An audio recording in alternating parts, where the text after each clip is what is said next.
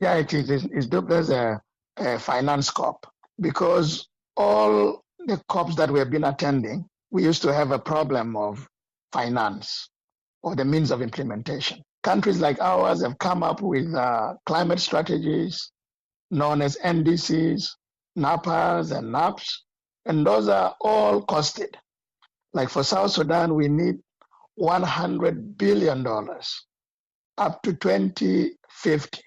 So for us to be able now to implement projects to enable us to adapt and mitigate the impacts of climate change. What are some of the projects in South Sudan that you will use this money for mitigating the effects of climate change? Yeah, we have two things that we need to do: mitigation and adaptation. On mitigation, as South Sudan is an energy poor country, we don't have power. So we'd like to generate at least 3,000 megawatts of power from hydro, solar, wind, geothermal, natural gas. So, hydro alone, for us to be able to develop our hydro power from Fuller, it might need around $3 to $4 billion.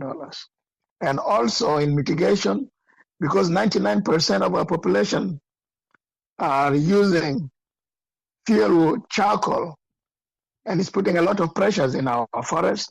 We'd like to plant 100 million trees. We have started without even the funding. Then, in adaptation, agriculture is our backbone. With the impacts of climate change, we'd like now to invest more in smart agriculture, mechanized irrigated agriculture, because we don't have surety that rains will be as regular because they are now haphazard. So we like to go to smart agriculture and use the River Nile to do irrigation all year long. In smart agriculture, we have to start thinking of short rotation crops that are resistant to pests and diseases, and also now building the resilience of our people in areas that are affected with floods. So all these projects need a lot of money. That's why in COP29, we are negotiating a new collective quantified goal for finance. Now the new quantum that we need, the rich countries with high emissions like the US and the rest, to raise is $5 trillion a year. So we think that this is something that we are negotiating here, and we hope the COP in Azerbaijan, in Baku, will come up with this. Undersecretary Africano Bartel, the elephant in the room is the oil fields. The hazards have been reported in the oil fields for many years. The companies involved in extracting oil have been tight-lipped. The government of South Sudan has been tight-lipped. I thought you were going to talk about how to improve the living conditions of people who are in oil-producing states. We are in two wavelengths now. Now we are talking about climate change, which is a result of global emissions. And now you are coming to the issue of the pollution in the oil fields. I will address that to you now. I would like to bring you to speed that an environmental audit was carried by three firms, DPOC, GPOC, and SPOC. And these firms have already completed the audit. So we are expecting the final reports to be handed to us in the Ministry of Environment.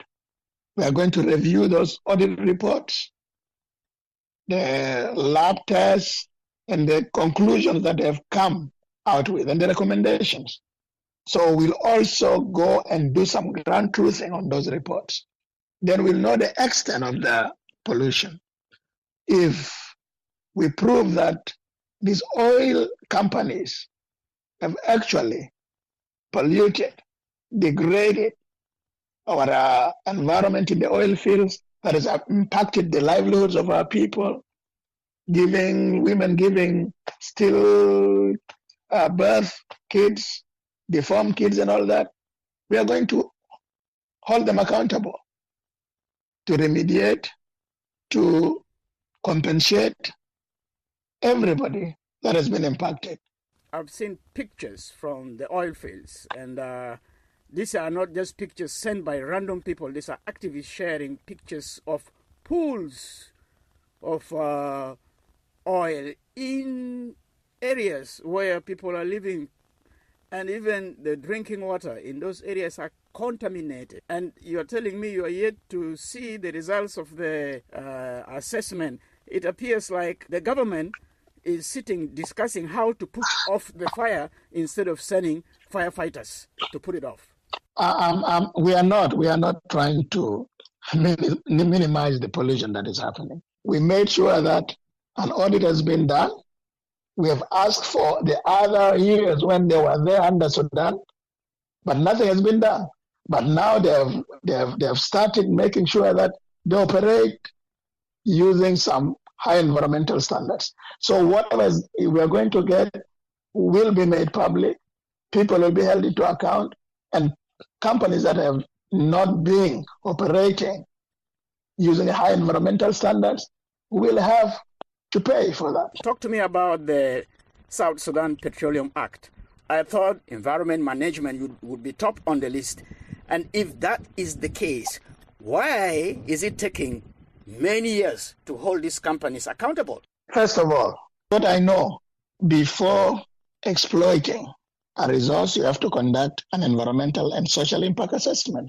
But what happened with the oil industry in Sudan by then?